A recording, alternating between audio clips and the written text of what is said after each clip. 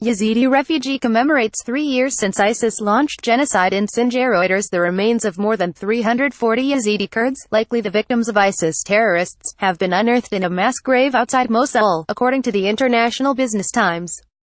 Iraqi soldiers made the discovery outside of the northern city of Mosul, in the ancient city of Nineveh. The mass grave contains the bodies of 340 people and is located in alBaaj town, which was under control of ISIS terrorists, said Iraqi Brigadier General Mohammed al-Shimari. The discovery was made as Iraq continued securing the area after its army and allies regained Mosul, the country's second-largest city, and the surrounding region from ISIS in July after 8 months of savage fighting. The grave, containing men, women, and children, is believed to date from 2014 after the Muslim terror group took control of the region in June of that year. Yazidis visit cemetery to commemorate ISIS genocide. Reuters. The Yazidis are a religious minority group within the larger Kurdish population. ISIS considers Yazidis to be devil worshippers, persecuting and killing many adherents during the almost 2-year period the terror organization occupied the region. According to some estimates, almost 10,000 Yazidis were killed or kidnapped during this period, says IBT. A number of mass graves containing Yazidi remains were unearthed in recent months. The Kurdistan Regional Government in northern Iraq stated that during this purge almost 360,000 Yazidis fled their homes, while another 90,000 left Iraq altogether and took refuge in other countries.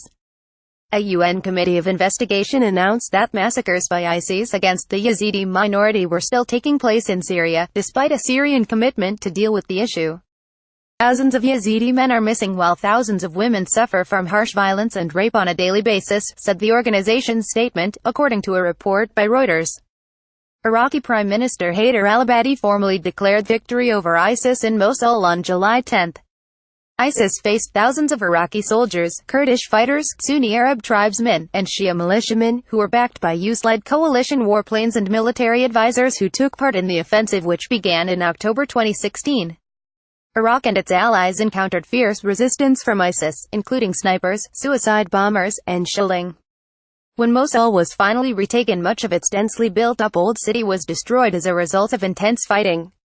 In 2014, ISIS massacred Yazidis in Sinjar, forcing tens of thousands of them to flee, and capturing thousands of girls and women as spoils of war.